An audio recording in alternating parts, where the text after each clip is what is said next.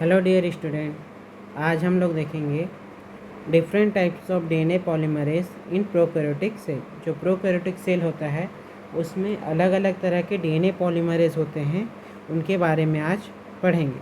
तो जैसे कि हम लोग मेजरली अगर देखें तो जो प्रोकैरियोटिक सेल होता है उसमें 5 प्रकार के डीएनए पॉलीमरेज पाए जाते हैं। DNA polymerase first, DNA polymerase second, DNA polymerase third और डीएनए पॉलीमरेज फोर्थ और डीएनए पॉलीमरेज 5।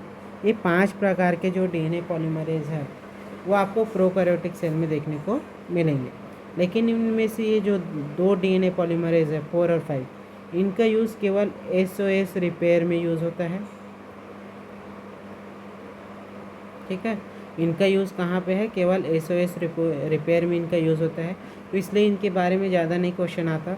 हमको मेन ये फर्स्ट, सेकंड और थर्ड जो डीएनए पॉलीमरेज है इनके बारे में अच्छे से पढ़ना है। तो प्रोकैरियोटिक सेल में 5 प्रकार के डीएनए पॉलीमरेज पाए जाते हैं। उनमें से 4 और 5 का जो है यूज़ एसओएस रिपेयर में होता है। बाकी 3 के बारे में हम लोग आज के इस क्लास में पढ़ेंगे, क्योंकि यही तीनों इम्पॉर्टेंट है। तो सबसे पहला है हम लोगों का DNA polymerase first. DNA polymerase first में क्या क्या आपको याद रखना है? आल्सो नोन एज, इसको और क्या बोला जाता है?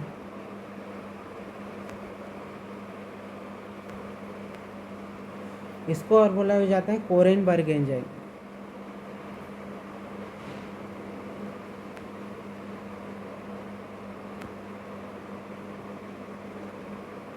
ठीक है, डीएनए पॉलीमरेज फर्स्ट को क्या बोला जाता है?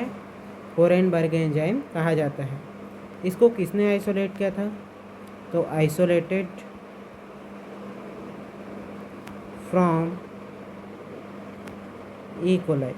ठीक है, ई कोलाई सेल से इसको आइसोलेटेड किया गया था 1953 में। ठीक है, किसने किया था?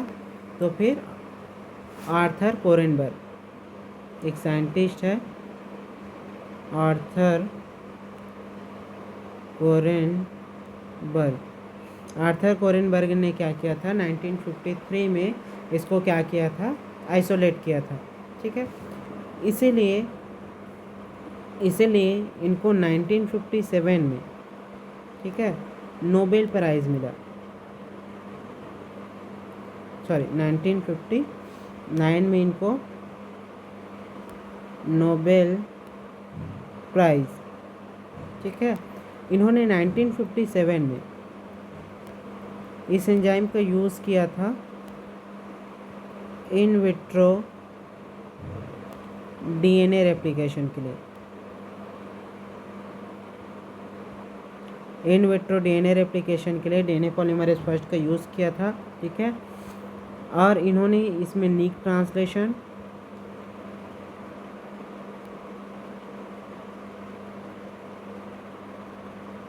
और डीएनए लेबलिंग,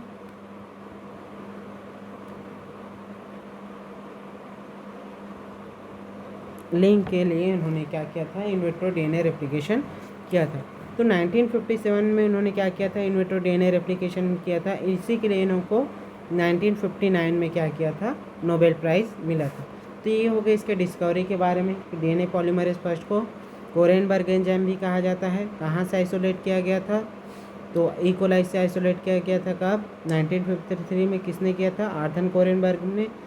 1957 में इन्होंने इसका यूज़ किया था इन विट्रो डीएनए रेप्लिकेशन में। इसी के लिए इनको 1959 में क्या मिला था? नोबेल प्राइज़ मिला था। यहाँ तक क्लियर हो गया। अब इसके फंक्शंस देखते हैं।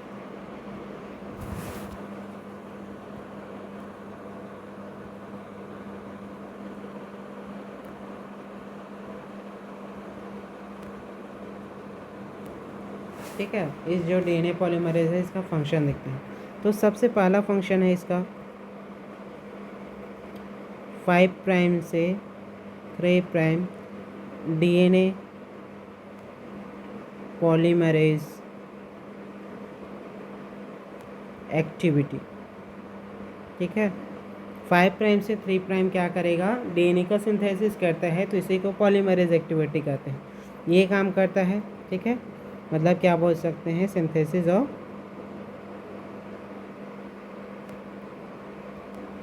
स्मॉल डीएनए फ्रेगमेंट्स, छोटे छोटे जो डीएनए फ्रेगमेंट्स है उनका क्या करता है, सिंथेसिस करता है। पहला फंक्शन हो गया। दूसरा है 3 prime to 5 prime exonuclease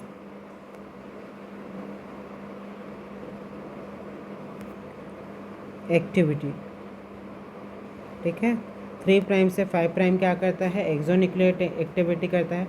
एक्सोन्यूक्लियेट activity मतलब ये क्या करेगा, अगर कहीं पे मिस, जैसे आपको पता है एडेनिन जो है थायमिन के साथ जुड़ता है और साइटोसिन जो है ग्वानिन के साथ जुड़ता है। ठीक है, तो अगर इसमें किसी तरह का मिस पेयरिंग हो गया तो उसको अगर हटाना है, ठीक है, जैसे एडेनिन किसके साथ जुड़ गया, ग्वानिन के साथ जुड़ गया, जबकि एक्चुअल में नहीं जुड़ना चाहिए। तो अगर ऐसा कहीं पे मिस बेस पेयरिंग हो गया तो उसको अगर हटाना है तो उसको हम लोग क्या करता है, वो एक्सोन्यूक्लियस एक्टिविटी करता है। ठीक है, तो तो एक्सोन्यूक्लियस एक्टिविटी किस में होता है, 3 प्राइम से 5 प्राइम। ठीक है, क्या क्या करेगा, प्रूफ रीडिंग करेगा,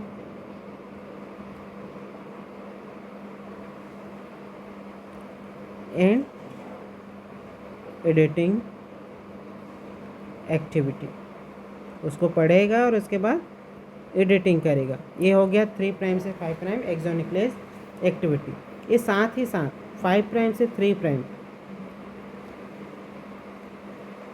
भी एक्सोन्यूक्लियस एक्टिविटी करता है।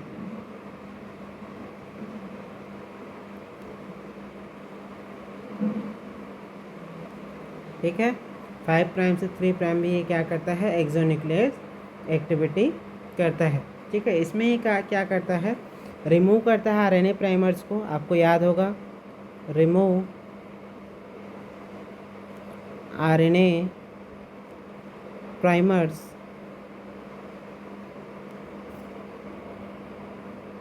ठीक है, ये रिमूव करता है आरएनए प्राइमर्स को 5 प्राइम से 3 प्राइम एक्सोन्यूक्लियस एक्टिविटी के थ्रू। ठीक है, यहाँ तक आपको क्लियर हो गया। तो इसका फंक्शन है, 3 फंक्शन है। 5 प्राइम से 3 प्राइम पॉलीमरेज एक्टिविटी करता है और एक्सोन्यूक्लियस करता है, और 3 प्राइम से 5 प्राइम एक्सोन्यूक्लियस एक्टिविटी करता है। तो ये क्या हो गया, इसका फंक्शन हो गया। अब इसके बाद देखते हैं इसके सब यूनिट।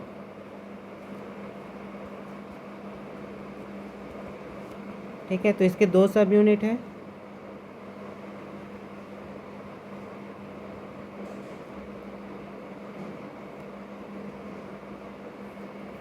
एक है स्मॉलर सब यूनिट और एक है लार्जर सब यूनिट।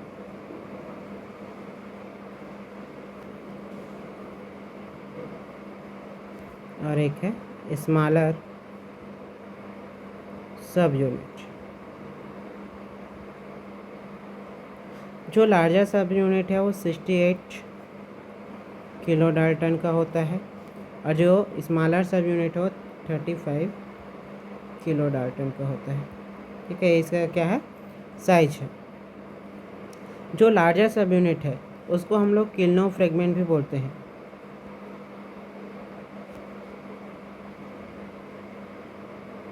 इसको और क्या बोला जाता है, क्लिनो फ्रेगमेंट बोलते हैं। और यही क्लिनो फ्रेगमेंट क्या करता है, 3 प्राइम से 5 प्राइम एक्सोन्यूक्लियस एक्टिविटी करता है।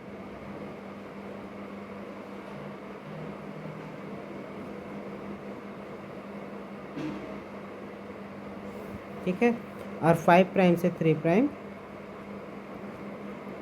पॉलीमराइजेशन करता है।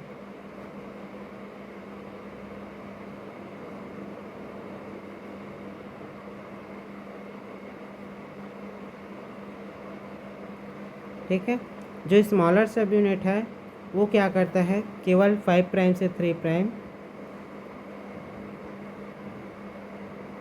एक्सोन्यूक्लियस एक्टिविटी करता है।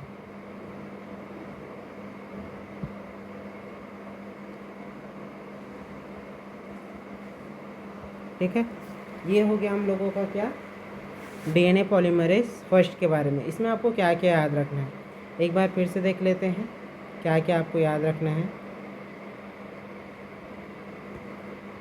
इसके 2 सब यूनिट है, लार्जर सब यूनिट। ठीक है, लार्जर सब यूनिट को हम लोग क्लिनो फ्रेगमेंट्स भी बोलते हैं। ठीक है, क्या क्या फंक्शन है, तो 5 प्राइम से 3 प्राइम पॉलीमराइजेशन करता है, 3 प्राइम से 5 प्राइम एक्सोन्यूक्लियस करता है, और 5 प्राइम से 3 प्राइम एक्सोन्यूक्लियस एक्टिविटी करता है।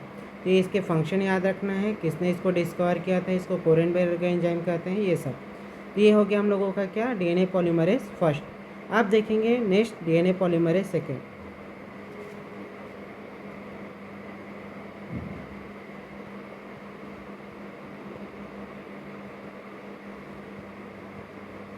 डीएनए पॉलीमरेज सेकेंड, ठीक है। जो डीएनए पॉलीमरेज सेकेंड है वो बहुत ज़्यादा कम रिएक्टिव है, उसका ज़्यादा मतलब वो ज़्यादा रिएक्ट नहीं करता, ठीक है। इसका काम क्या है, ये करता क्या है, फंक्शन देख लेते हैं इसका। फंक्शन वही है, 5 प्राइम से 3 प्राइम क्या करता है, ये पॉलीमराइजेशन करता है या पॉलीमरेज एक्टिविटी करता है।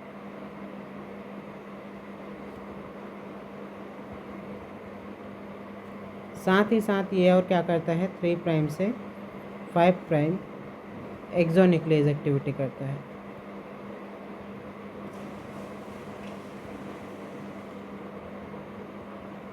ठीक है, ये दोनों काम कौन करता है, डीएनए पॉलीमरेज सेकेंड करता है। अब इसके बाद अब इसका काम क्या है, रोल क्या है इसका, ठीक है। तो अगर कोई प्रोकैरियोटिक सेल है जहाँ पे डीएनए पॉलीमरेज फर्स्ट और डीएनए पॉलीमरेज थर्ड क्या है, एब्सेंट है, वहाँ पे क्या करता है, डीएनए रेप्लिकेशन का या डीएनए रिपेयर का काम करता है, ठीक है। वहाँ पे क्या करेगा, डीएनए रिपेयर का काम करेगा।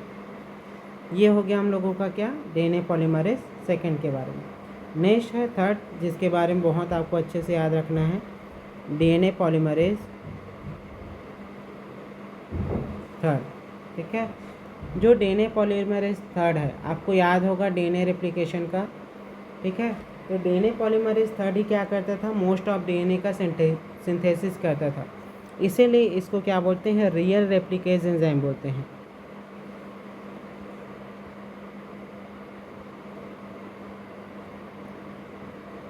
ठीक है, मोस्ट ऑफ डीएनए का जो सिंथेसिस कौन करता है, डीएनए पॉलीमरेज थर्ड करता है, इसीलिए इसको क्या बोलते हैं, रियल रेप्लिकेज एंजाइम कहते हैं, ठीक है। अब इसके बारे में देख लेते हैं, इसका जो डिस्कवरी है,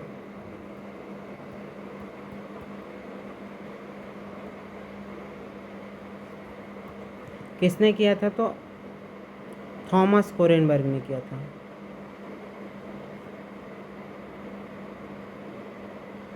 थॉमस कोरेनबर्ग ने किया था। अब ये कौन है थॉमस कोरेनबर्ग, आपको याद होगा आर्थर कोरेनबर्ग जिन्होंने डीएनए पॉलीमरेज फर्स्ट का डिस्कवरी किया था, उनके बेटे हैं, आर्थर कोरेनबर्ग का क्या है, बेटा है, सन है, ठीक है।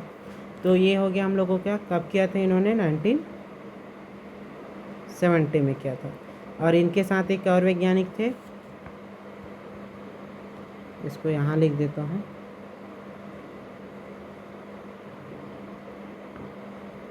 इनके साथ एक और वैज्ञानिक थे, मैलकोलम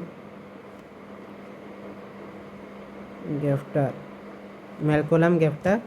तो इन दो वैज्ञानिक ने क्या किया था, डीएनए पॉलीमरेज थर्ड का डिस्कवरी किया था। डीएनए पॉलीमरेज थर्ड को ही क्या बोलते हैं, रियल रेप्लिकेज एंजाइम कहते हैं। अब इसका फंक्शन क्या है,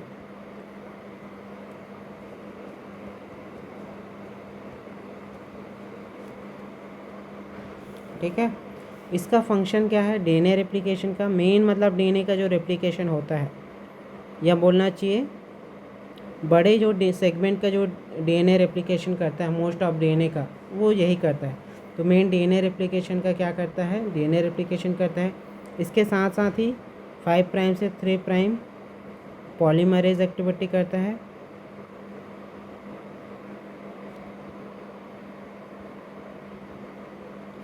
और 3 प्राइम से 5 प्राइम एक्सोन्यूक्लियस एक्टिविटी करता है।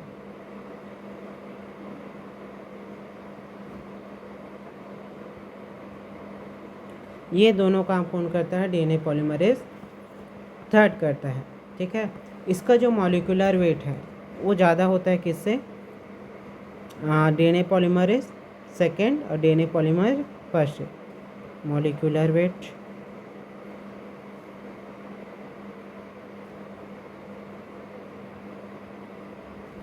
is higher than DNA polymerase first and DNA polymerase second. ठीक है, इन दोनों से इसका जो मॉलिक्यूलर वेट है वो क्या होता है, ज़्यादा होता है। ठीक है, अब इसमें भी क्या होता है, इसके भी सब यूनिट्स होते हैं। ठीक है, इसका भी क्या होता है, सब यूनिट्स होता है।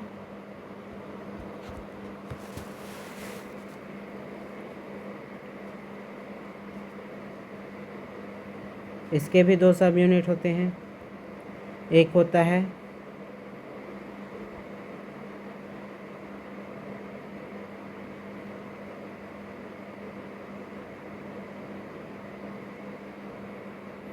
तो सब यूनिट्स को छोड़ देते हैं क्योंकि ये ज़्यादा डिटेल हो जाएगा। अपन में यहाँ तक याद रखना है डीएनए पॉलीमरेज थर्ड के बारे में। ठीक है, क्या क्या याद रखना है फिर से एक बार देख लेते हैं। पहला, डीएनए पॉलीमरेज थर्ड को क्या बोलते हैं, रियर रेप्लिकेज एंजाइम कहते हैं। डिस्कवरी किसने किया है, थॉमस कोरेनबर्ग ने किया है। कौन है थॉमस कोरेनबर्ग, आर्थर कोरेनबर्ग का सन है। कब किया था, 1970 में किया था। फंक्शन क्या है, मेन डीएनए का रेप्लिकेशन करता है। 5 प्राइम से 3 प्राइम पॉलीमरेज एक्टिविटी और 3 प्राइम से 5 प्राइम एक्सोन्यूक्लियस एक्टिविटी। ठीक है, इसका मॉलिक्यूलर वेट क्या होता है, दोनों से ज़्यादा होता है। ये हो गया हम लोगों का क्या, जो प्रोकैरियोटिक सेल है उसमें कितने प्रकार के डीएनए पॉलीमरेज पाए जाते हैं वो। होप आप लोगों को ये समझ में आया होगा। Thank you.